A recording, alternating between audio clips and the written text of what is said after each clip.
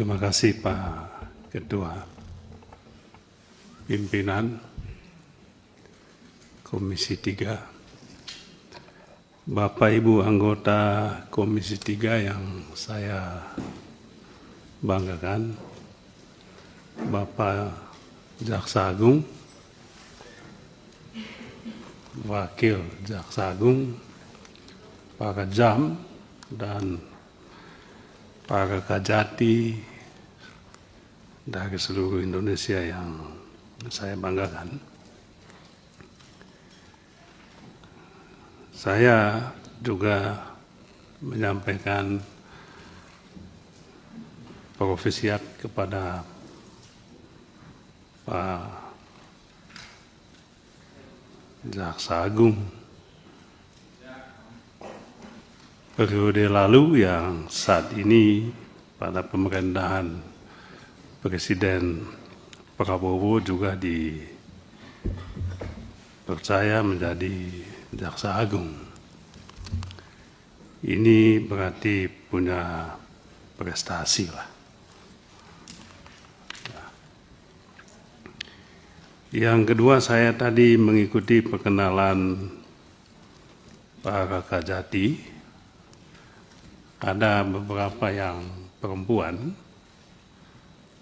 saya memberikan apresiasi atas promosi untuk jaksa-jaksa yang perempuan ya.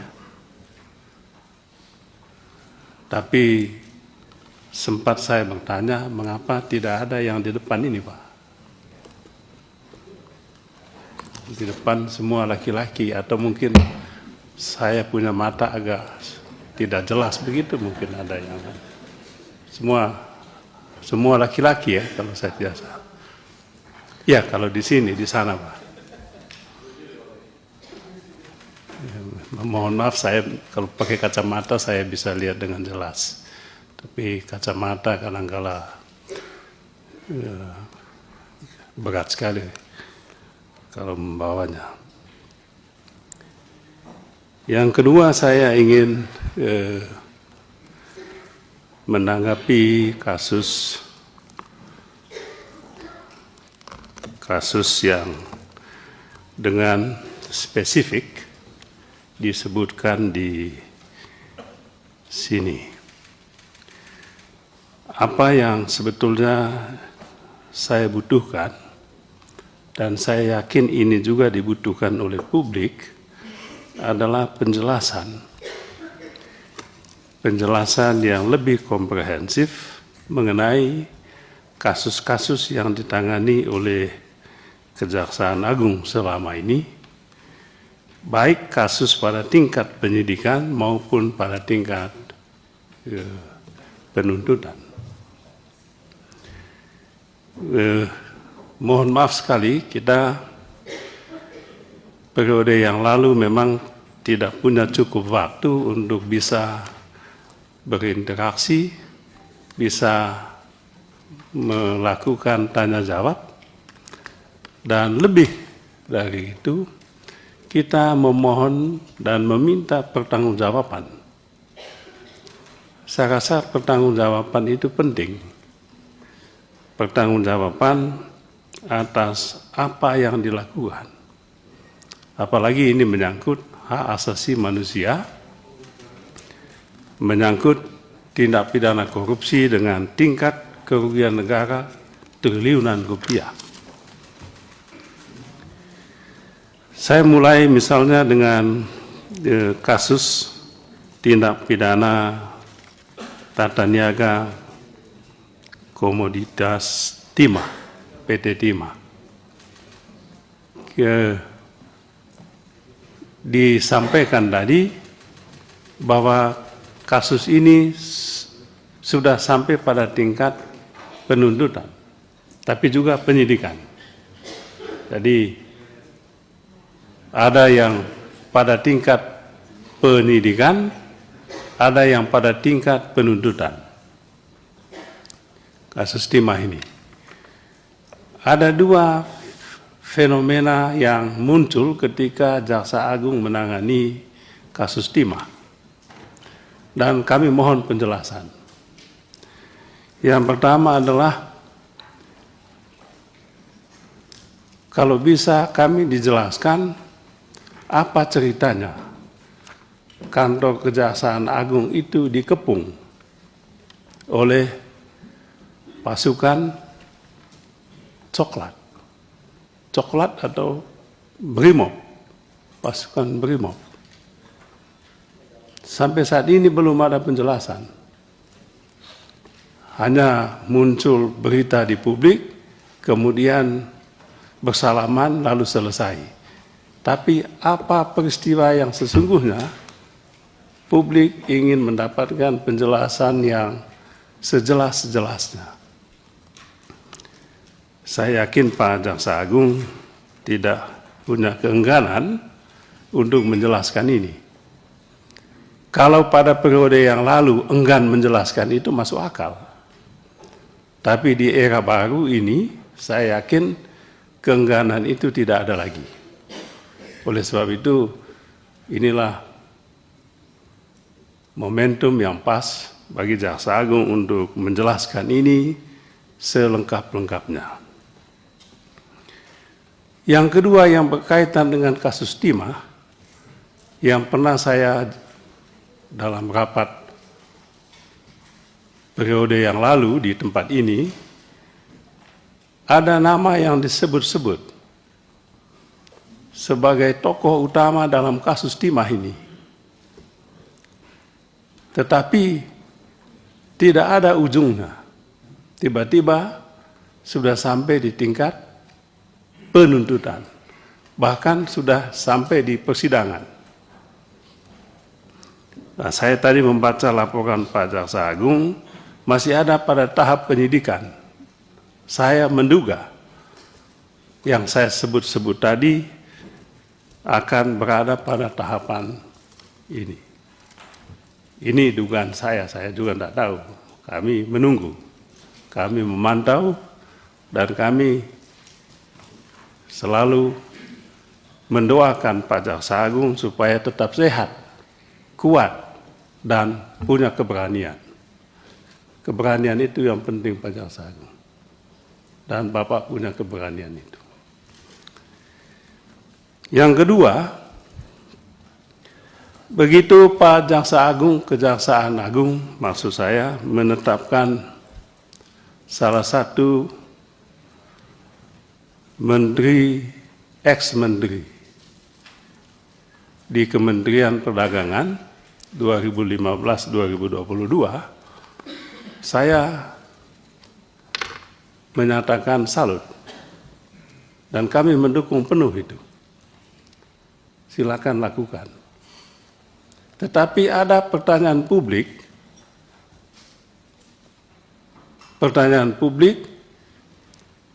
yaitu apakah yang lain juga akan mendapatkan perlakuan yang sama. Menurut saya, kalau Pak Tom Lembong pada saat ini ditetapkan sebagai tersangka, menurut saya itu hanyalah strategi Kejaksaan Agung.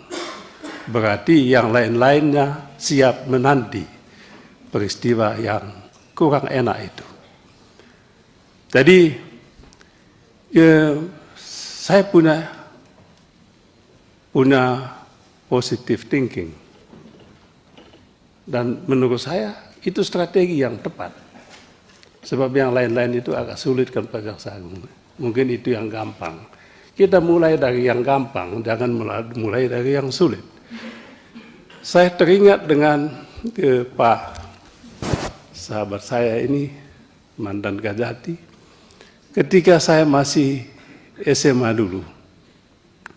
Guru saya mengatakan, Pak Beni, kalau mau menjawab pertanyaan pada saat ujian, mulailah dengan yang gampang. Jangan mulai yang sulit. Sebab yang sulit ini nanti tidak selesai jawab, waktunya habis. Saya teringat dengan nasihat guru saya ini ketika Kejaksaan Agung begitu lincah menetapkan saudara Tom Lembong jadi tersangka dalam kasus impor gula ini. Itu pintu masuk. Mudah-mudahan pintu masuk betul Pak Jaksa Agung. Jadi jangan sampai batas sampai di pintu masuk. Jadi itu pintu masuk supaya apa? Duc in altum dalam bahasa Yunani kuno harus duc in altum. Maksudnya apa? Masuk lebih dalam lagi. Tapi bagaimana masuk lebih dalam kalau yang dangkal ini belum disentuh? Sentuh yang dangkal dulu, baru masuk ke laut yang lebih dalam lagi. Kami menunggu itu. Kami juga berdoa supaya Bapak sehat, Bapak kuat, lebih lagi Bapak punya keberanian untuk masuk ke laut yang lebih dalam lagi. Ada berapa menteri di kementerian itu, Mas Bambang? Ada 5 ya? Iya. Supaya tidak ada prasangka bahwa Presiden Prabowo punya dendam politik. Saya yakin tidak. Saya tadi pagi juga membaca berita headline Kompas. Bapak Presiden kita dalam pertemuan di Amerika dengan masyarakat Indonesia, Amerika dengan tegas disebutkan korupsi adalah kanker ekonomi. Apa yang Bapak lakukan ini sudah sangat tepat. Lanjutkan Pak. Jangan berhenti. Kalau bisa Pak Ketua 3 bulan lagi kita rapat di sini. Kita menagih yang lain-lainnya ini. Mohon Bapak Jaksa Agung tetap solid di dalam penting Pak. Di Bapak Jaksa Agung didukung oleh 38 Kajati ini. Saya rasa tidak ada yang tidak setuju dengan Pak Jaksa Agung ini. Semua dukung. Kita juga dukung Pak. Cuman dukungan kami, partai kecil kami sekarang. Cuman 44 kursinya. Tapi mudah-mudahan ke depan bisa bangkit lagi.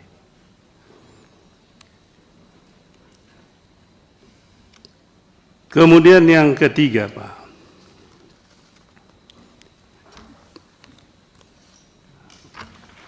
Kami ingin menyentuh sedikit, mungkin tidak disinggung di sini, tapi ada teman tadi yang menyampaikan, itu kasus mafia tanah. Mengapa saya sebut mafia tanah ini penting? Sebab yang terjadi adalah hukum dipakai. Hukum dipakai, terutama hukum pidana, dipakai oleh para mafia ini untuk merampok tanah rakyat. Jadi betul sekali apa yang disampaikan oleh Bapak Presiden Prabowo dalam bukunya Indonesia Paradoks itu. Hukum kita dikuasai oleh yang punya uang. Yang punya uang ini juga menguasai aparat penegak hukum, jaksa, polisi, hakim. Itu disampaikan dalam buku beliau. Nah, oleh sebab itu Pak Jaksa Agung kami mohon perhatiannya.